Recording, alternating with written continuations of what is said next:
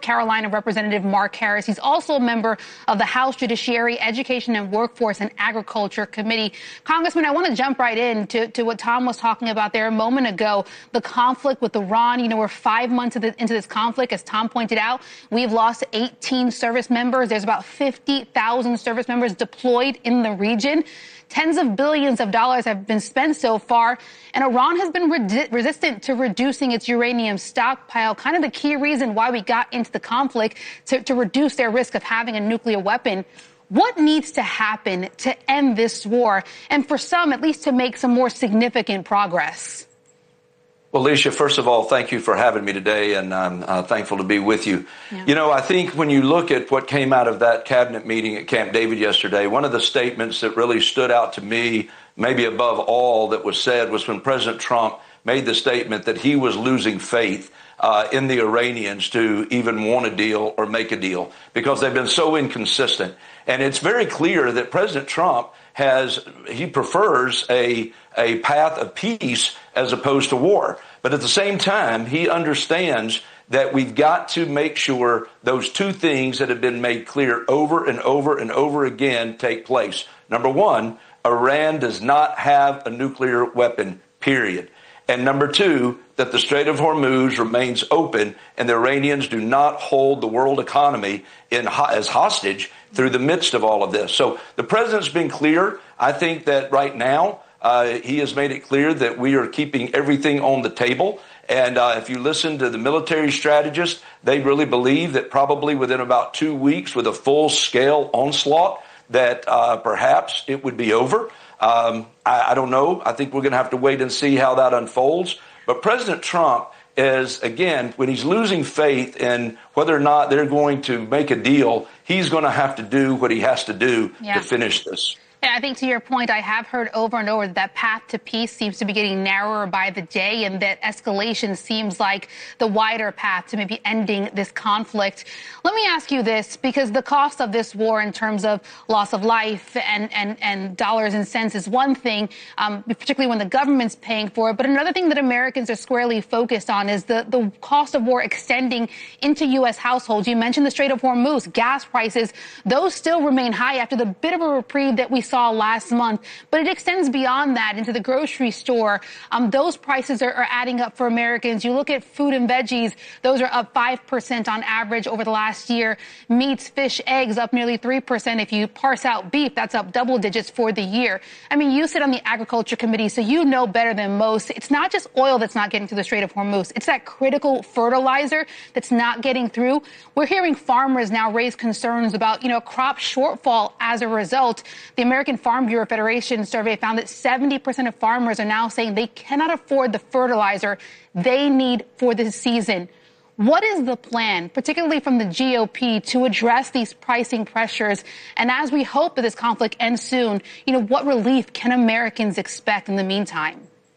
Well, I think you're also continuing to see that the president is committed to trying to make sure that we do bring an end to the conflict. And particularly right now, everybody understands when gas prices are up, everything's up because transportation just costs more to get those groceries to the grocery store. To your point, the fertilizer is an issue, and there continues to be ways. One of the things that we actually put in there for the farmers in this process was actually a relief process, and the Reconciliation 3.0 that we just passed before we left D.C., the U.S. House included in that package that would open the door to Reconciliation 3.0, something that would help the agriculture industry and help farmers be able to deal with these rising costs. And I think that's going to be important. So we are sensitive to that. These are real needs that have got to be taken care of. But at the same time, you cannot forget that what we are in right now in this conflict is something that for 47 years has been a threat to destabilizing that entire region of the world and really destabilizing world peace in so many ways. And so we're dealing with it. It's something that the American people, I believe, overall understand what we're doing.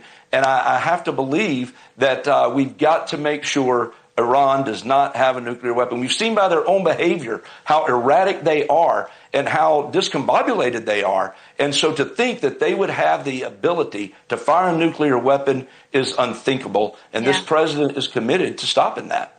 Yeah, that resolve of Iran is, I think, what scares Americans, especially those who are figuring out how to, survive from one paycheck to the next. But to your point, I think the average American is doing the calculus in terms of safety over this affordability concern. Let me ask you this, because affordability is going to be the number one thing that many say are what voters are going to think about when they're going to the polls come November, how they're able, to make ends meet moving forward, and what members of Congress are going to be able to help them achieve that.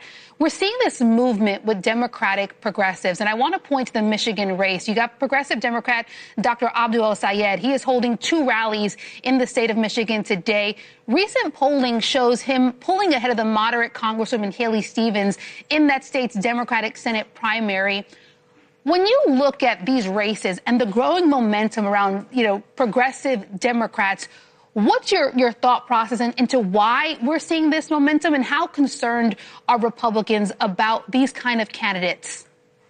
Well, I think when you look at the overall picture, you have to understand Michigan, of course, is a crucial battleground state, and I think it's important. Mm-hmm. And to the point of your polling, El-Sayed has increased in the polling and is now holding, according to that you showed, over 13%. But if you look in the general election, he would fall far behind Mike Rogers, who is going to be the Republican nominee. So I think that when you look at a place like Michigan, where President Trump has had some success, and they have proven that they're not going to buy into the left-wing agenda of the Democratic Party, if the Democratic Party continues down this path, I think that it's opening the door for Republicans to continue to demonstrate our message that we want lower taxes, that we want safety for people. We're going to support the police. We're not going to ban the police. We're going to continue to secure the border. And we're going to make sure that we are catching the bad guys and sending them back across the border. And yes, when you look at the statements that El-Sayed has made, he even made a statement in a recent interview that he saw that he had 2 jobs as a United States Senator. And number 1 is to throw as much sand into the gears of the Trump administration as possible. So when that is his whole campaign theme, then you're looking at somebody that really doesn't care about the American people and us functioning. He's just looking at, how can I win this election, and how can I somehow disrupt what President Trump is seeking to do for our country.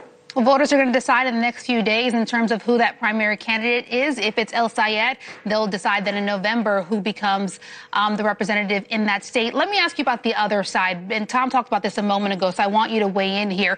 President Trump is calling out Senators Thom Tillis, John Cornyn for holding up the nomination for Todd Blanche to become the full-time Attorney General instead of acting Attorney General, saying it's because he didn't endorse them in their primaries. Now, Senator Thom Tillis has responded on Twitter saying that the president's threats to resurrect the anti-weaponization bill, that is sinking Blanche's confirmation and not necessarily just him. As a member of the House Judiciary Committee, can you give us a take about, your take on this infighting, both for this actual issue, but then for the broader Republican Party? Well, listen, Alicia, I am a firm believer that we need to be taking issues at face value and voting on issues that are in front of us. What I'm most frustrated about this is exactly what the president points out. Listen, Todd Blanche is qualified. Todd Blanche was the assistant attorney general. Todd Blanche has now served as the acting attorney general, and he's done a great job. And even Senator Tillis, in one of the quotes, said that it's a shame that Todd Blanche is caught up in the midst of this. Go ahead and approve Todd Blanche as the attorney general and let him get out of committee and get to the floor of the Senate, where he will be overwhelmingly approved, I believe. I just don't believe we need to be playing these leverage games in order of holding up something as important as the position of the Attorney General. So I hope that Senator Tillis and Senator Cornyn will come forth and support this nomination, and let's get him approved. And we can deal in other ways at other times with the anti-weaponization fund if that's the real beef here. But don't stop the approval of Todd Blanche to be the Attorney General. I am a fan of your take on let's take it at face value, one topic at a time, but you know better than I that it is a trick as old as Congress to kind of use leverage here and there. We'll see how this plays out. North Carolina Congressman Mark Harris, really appreciate you joining us and for your time. Thank you. Thank you, Alicia. Of course. And for a closer look